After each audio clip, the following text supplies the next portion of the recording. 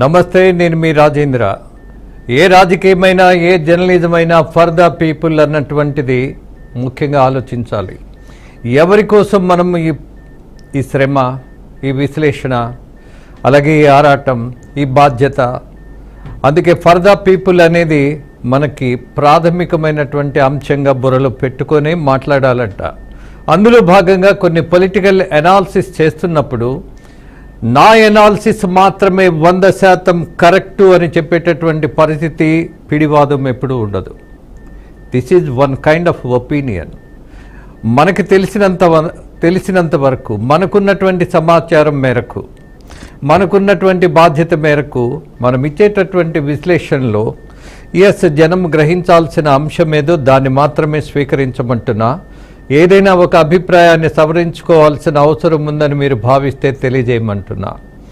ఇవాళ మరొక విషయాన్ని మనం తీసుకోబోయే ముందు ఏంటా టాపిక్?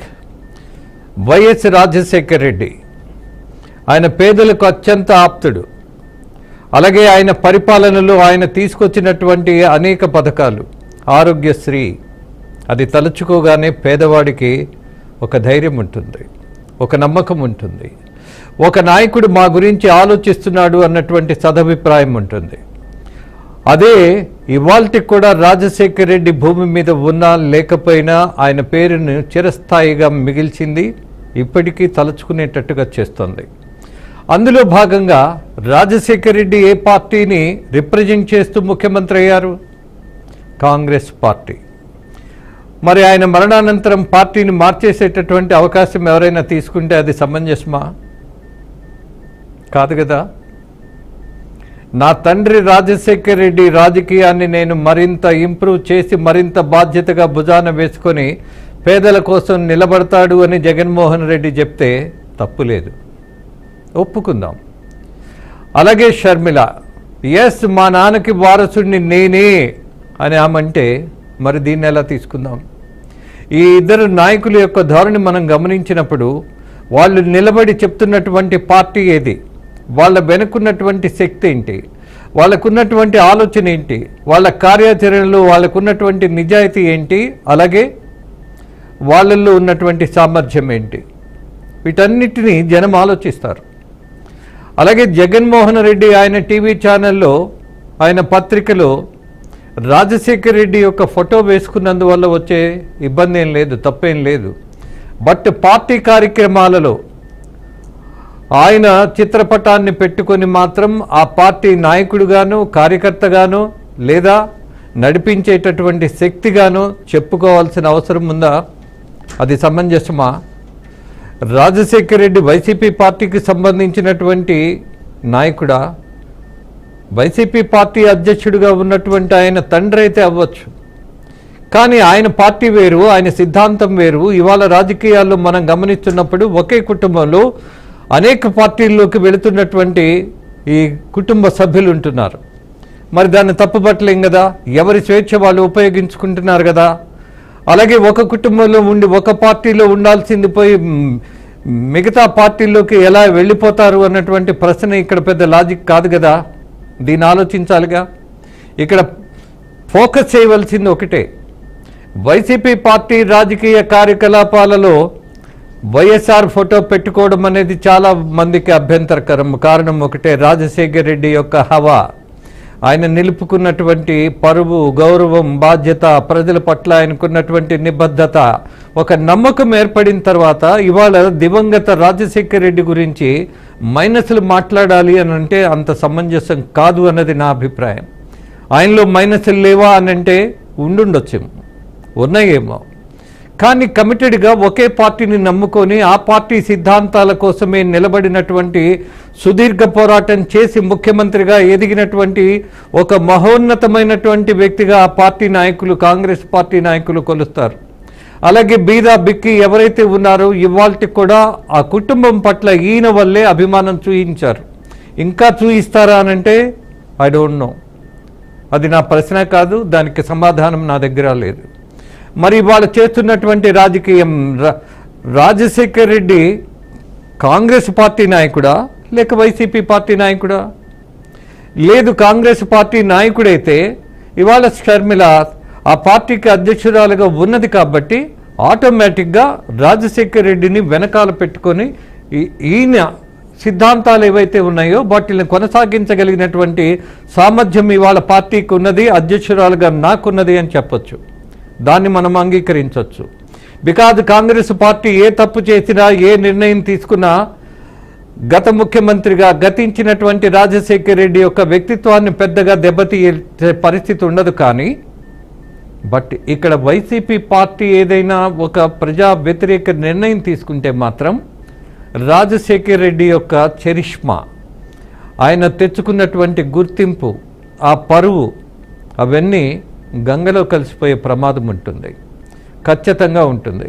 ఎందుకని ఇవాళ వైసీపీ పార్టీ నాయకులు వాళ్ళ ఉద్యమాల్లోనో లేకపోతే వాళ్ళ కార్యక్రమాల్లోనో రాజశేఖర్ రెడ్డి యొక్క చిత్రపటాన్ని పట్టుకొని మరి అలా తిరుగుతున్నప్పుడు రోడ్డు మీద మరి దాన్ని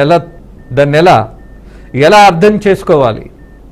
మా పార్టీ నాయకుడు కాబట్టి మేము ఇలా పెట్టుకున్నాము, లేకపోతే మా పార్టీ అధ్యక్షుడి తండ్రి కాబట్టి మేము పెట్టుకున్నాము అని అంటే దీన్ని ఎలా మనం స్వీకరించాలి? ఆయన కాంగ్రెస్ పార్టీ నాయకుడు మాత్రమే. 95లో నేను ఒక విషయాన్ని ఇవాళ గుర్తు చేయదలుచుకున్నా. 1995లో జెమినీ టీవీలో ఒక కార్యక్రమంలో ఆయన ఇంటర్వ్యూ చేస్తున్నప్పుడు నేనే ఒక ప్రశ్న అడిగా. కాంగ్రెస్ పార్టీలో నిత్యం ఒక అసంతృప్తితో ఉండేటటువంటి నాయకుడిగా ముద్రపడిన మీరు అదే పార్టీలో ఎందుకు కొనసాగుతారు? మీకున్నటువంటి ఆకర్షణ ఏంటి అని నేను ప్రశ్నిస్తే నాకు 95లో ఆయన ఇచ్చినటువంటి సమాధానం ఒకటే. ఆ పార్టీ సిద్ధాంతాల మీద, ఆ నాయకుల మీద, టోటల్ ఆ పార్టీకి ఉన్నటువంటి విధి విధానాల మీద నాకున్నటువంటి నమ్మకమే ఆ పార్టీ మీద ఎన్ని ఆరోపణలు వచ్చినా అదే పార్టీలో ఉంటాను అని ఆయన చాలా ఘంటాపదంగా చెప్పారు.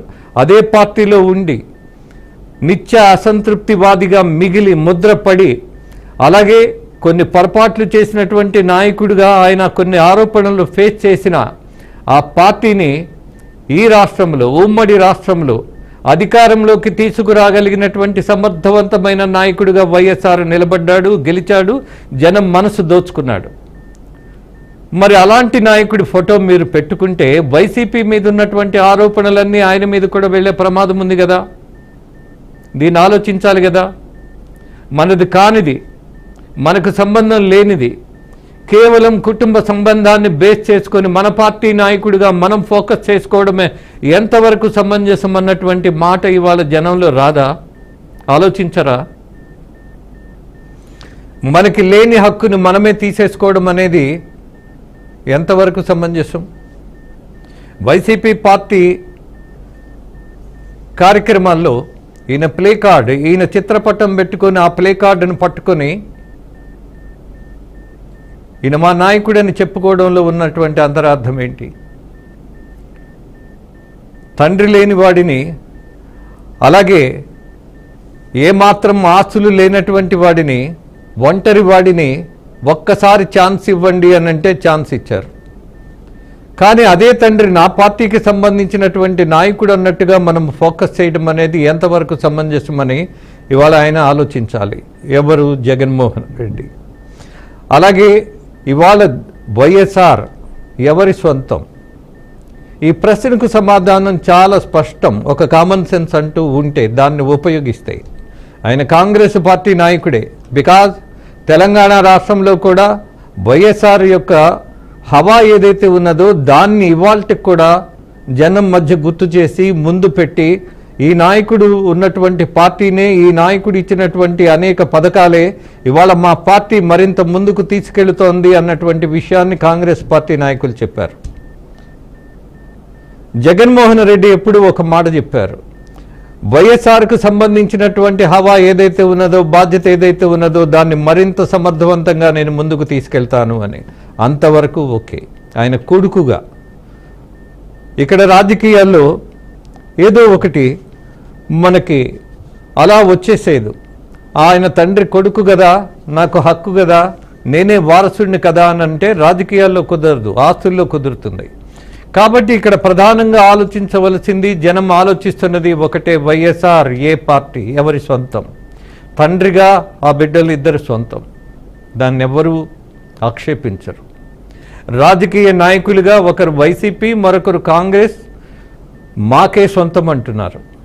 మరి ఎవరి సొంతం? జనం ఆలోచించాలి. అవునా? ఖచ్చితంగా జనం ఆలోచిస్తున్నారు, నాయకులే ఆలోచించట్లా. ఇవాళ రాజకీయ నాయకులకు కానీ పార్టీలకు కానీ ఎప్పుడు ఎవరు అవసరమైతే వాళ్ళు మా వాళ్ళే అంటారు. ఇక్కడ పరిస్థితి కూడా అదే. కాంగ్రెస్ పార్టీకి సంబంధించినటువంటి నాయకురాలుగా ఆ అధ్యక్షురాలు వైఎస్ఆర్ మా సొంతం అంటుంది. ఆ పార్టీ నాయకురాలుగా ఆమె చెప్పుకోవచ్చు, పుత్రికగా మాత్రం కాదు. అలాగే వైసీపీ పార్టీ నాయకుడిగా ఆయన కొడుకైనా సరే జగన్మోహన్ రెడ్డి వైసీపీ పార్టీ ముద్ర రాజశేఖర్ రెడ్డి మీద వేయకూడదు. అది జనం ఆశిస్తున్నది. అలాగే పార్టీ ఆలోచించవలసినటువంటి మొట్టమొదటి విషయం.